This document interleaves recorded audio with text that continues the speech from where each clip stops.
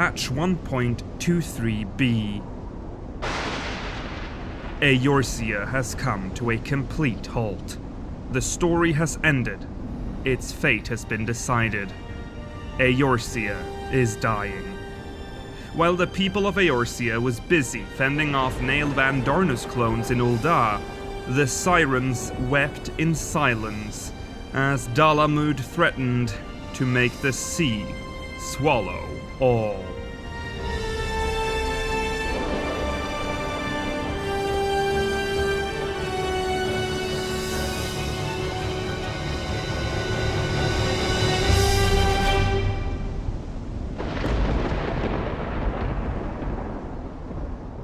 (879) of the 6th Astral Era. Lenosha is slowly being colonized by the growing city-state of Limsa Lominsa. At this time, Limsa Lominsa had expanded its territory to the west, near the end of what would become the Lethagran West Road.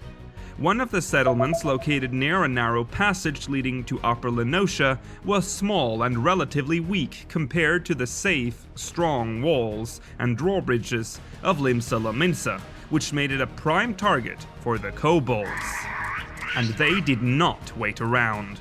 A kobold tribe enters the village and proceeds to cut it down. Retaliation would soon follow in 880, when a militia is finally dispatched from Limsa Lominsa to defend her western settlements. The Lominsans are victorious, and the narrow path between western and upper Lenosha would be lined with the skulls of their foes as a warning to would-be trespassers, and thus the region would become known as Skull Valley. Limsa Lominsa's story is drenched in blood. As her borders expanded, the kobolds' borders shrank, and with it, skirmishes and battles that always ended in the kobolds' defeat. This would all change in the year 970 of the 6th Astral Era. Most of southern Vilbrand has come under Lominsan control. Colonization of the island seems to be coming to an end. So Limsa Lominsa grants the kobolds possession of their sacred summit, O'Gomorrow, ending an over 100-year-old territorial conflict. But it wouldn't last long. By 1130 of the 6th Astral Era, cedarwood goes barren after the excessive logging by the Lominsans to fuel their shipbuilding industry. Reclamation of Upper Lenosha begins. And 10 years later, colonization begins in Upper Lenosha, intruding on kobold lands. Hostilities flare up anew. 8 years later, in 1148, the Knights of the Barracuda launch a wide-scale offensive against the kobolds to secure the lands of Oakwood. The kobolds lose once again, and at this point in time, the kobolds have little choice but to retreat to O'Gomorrow. In 1562, the kobolds have suffered for centuries. Frustration and anger cause them to summon their god, Titan, for the first time. Tensions with Limsa Lominsa mounts as the kobolds start venturing into Lenosha to mine for the crystals required for the ritual. In 1563, Merlwyb Blofiswyn wins the 85th Trident and is inaugurated as Admiral of Limsa Lominsa. Her first act as Admiral was to outlaw piracy in an effort to improve diplomatic relations with the other nations of Eorzea. No one wants to trade or ally themselves with pirates, after all. Welcome to part 2 of this Roar special on Limsa Lominsa. In part 1 we covered the lower decks of the city-state, so in this one we're obviously going to look closer at the upper decks. But before we do that, I want to talk about a structure that's quite obviously part of the lower decks map. It's a structure you see all the time in Limsa, but is rarely explained or even acknowledged in-game. This lighthouse right here. Faro Sirius. This lighthouse is one of Limsa Lominsa's proudest achievements. If you call yourself a maritime city-state, you better have a banging lighthouse, and Limsa's lighthouse delivers. Constructed to guide ships safely through the dangerous waters of Galadian Bay, the massive lighthouse is made from white chalk mined from the nearby cliffs over several decades. An impressive sight for sure, but you've probably also noticed that the light that's emitted from this lighthouse looks different, more powerful than other lighthouses in Lenosha. Few know the secrets behind this bright blue light emitting from the tower, save for a few candle keeps from Naldic and Vimelis, but it is rumored that a void-sent bomb is locked inside the top of the tower, caged, tortured and tormented until its anger causes it to burn bright. In A Realm Reborn, this lighthouse is still visible, and in more or less the same location, but it's worth mentioning that Faro Sirius, which is supposed to be Pharos Polaris' counter-lighthouse, if that's even a thing, was added in A Realm Reborn. This lighthouse did not exist in 1.0, as the Isles of Umbra was just a bunch of tiny islands held together by bridges. No space for a lighthouse here. Anyways, back to Limsa Lominsa and the upper decks. Limsa Lominsa's upper decks are structured quite differently from its lower decks. The lower decks was the first portion of Limsa Lominsa to be built and therefore has a rougher, less structured look than the upper decks' cleaner look, with straight lines and less confusing paths leading to nowhere. In 1.0, the northern and southern ends of the upper decks actually led to the northern and southern islands respectively. The northern islands was a collection of small isles and reefs north of Seven Sage, and was said to be a resident area for the city's wealthy. This is most likely where Limsa Lominsa's housing system would have been located and was not accessible in 1.0. It's unclear whether the northern islands are completely gone in A Realm Reborn, but they are not marked on the map anymore. On the opposite side of the map you'd find the southern islands, and here you'd originally find the Market Wards and later Maelstrom Command. The Southern Isles was said to contain a number of grand halls that were crammed together as tightly as possible to save space on the small islets. And since this is most likely our last time mentioning any form of Market Wards, I figured I'd give you a look at Limsa Lominsa's original Market Ward names. They were East, Middle and West Frippers Ward, Upper, Middle and Lower Keeners Ward, North, Central and South Chandler's Ward, East, Central and West Gravers Ward, North, Central and South Tinners Ward, Upper and Lower Sea Dogs Ward, New, Central and Old Pelicans Ward. Now you tell me, what ward sold what? After the calamity, the southern islands are seemingly missing from the map. But there are still islands around this area that might still be the canonical Market Wards. We just don't know. What we do know is that the islands are no longer accessible. Now let's get started on our journey. Limsa Lominsa's Aetheryte was located right here near the southern islands and the Market Wards. And here's where you'll probably already notice why this city-state was so disliked. By placing the Aetheryte at the southernmost part of the upper and smallest portion of the map, you're already making the trip to the lower decks a chore. Calling it a plaza is a bit grand for what it actually was as well. The room was exceptionally small and the ceiling low, almost feeling claustrophobic when porting in during peak hours. It almost feels like an afterthought, which it might well have been, as we know from Secrets of a Realm that they originally wanted the Aetheryte to be located within the mizzenmast, thus placing it in the center of the city-state with direct access to the lower decks and a short walk to the Market Wards. Alas, this was what we ended up with. Oh well. Exiting the plaza, heading north towards the main structure, we find what became Limsa Lominsa's event square.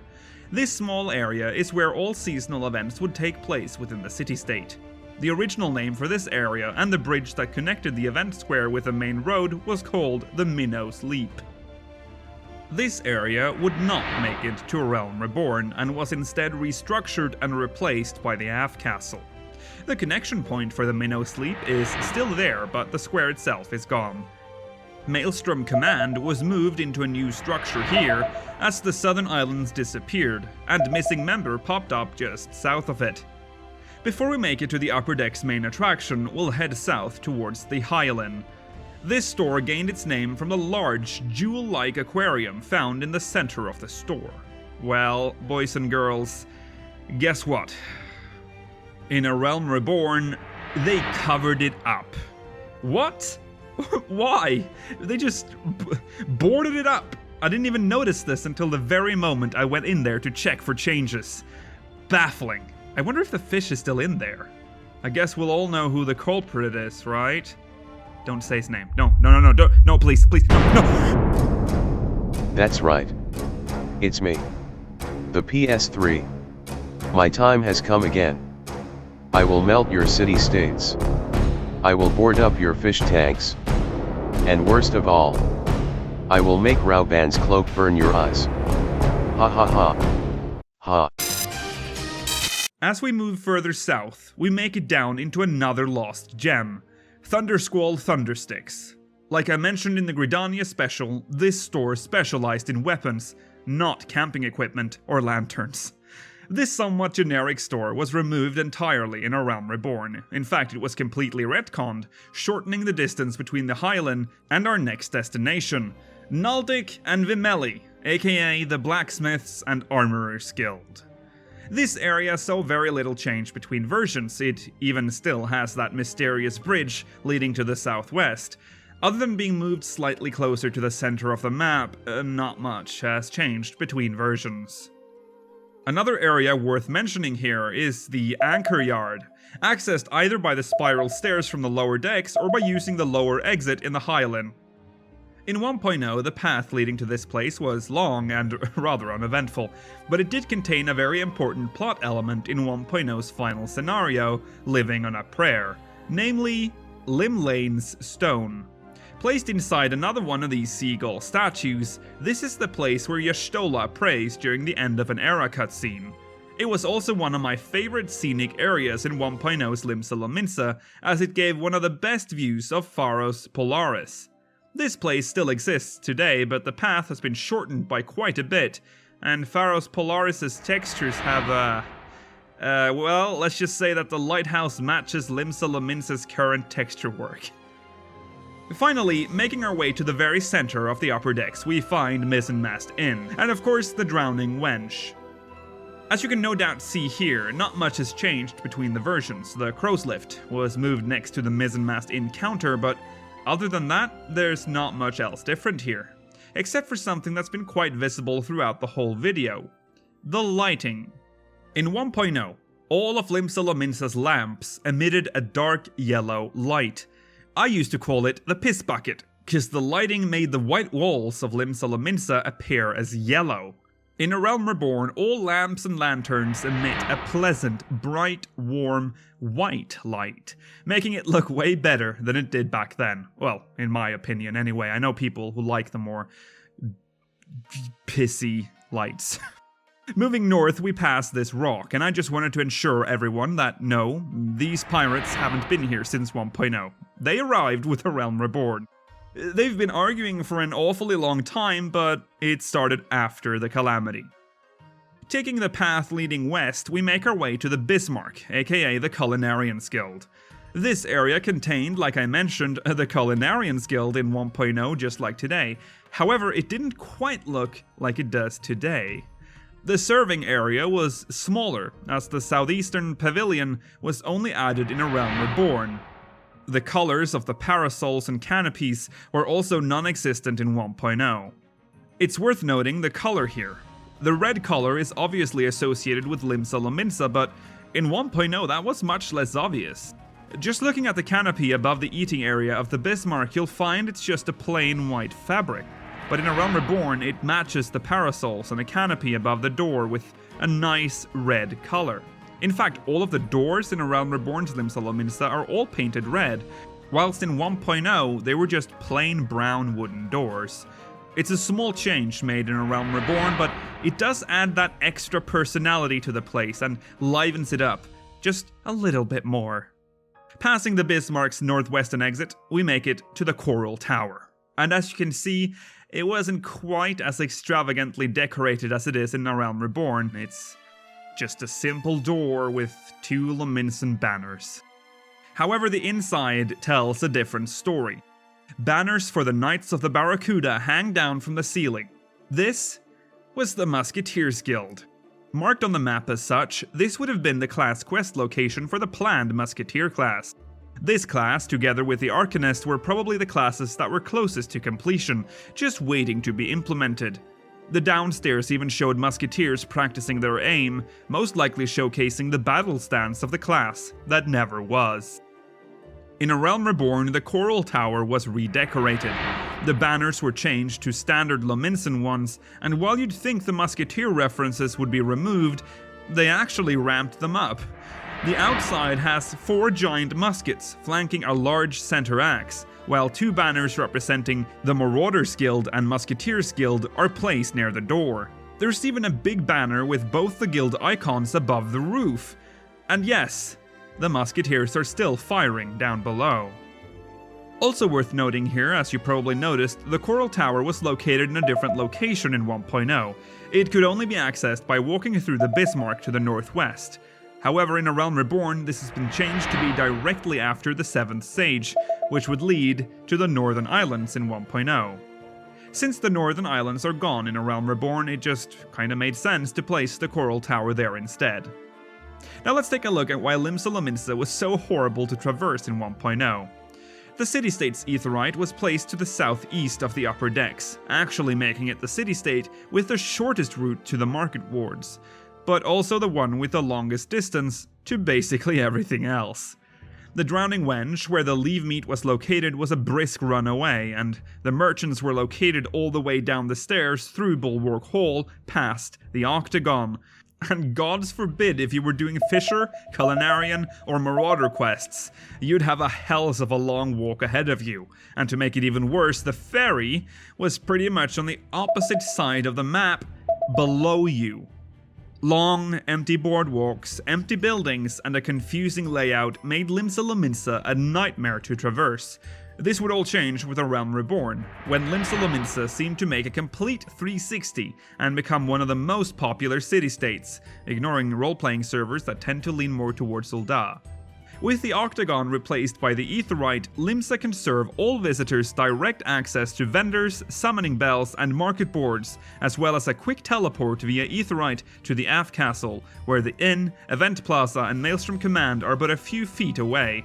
Redemption at last. Now, we've played a lot of amazing 1.0 tracks in this series, but we've yet to play my absolute favorite track from 1.0. I know I said that On Windy Meadows was my favorite, but I think this next track shares the #1 spot for me. It's, of course, the battle track of La Noscea, Nail of the Heavens.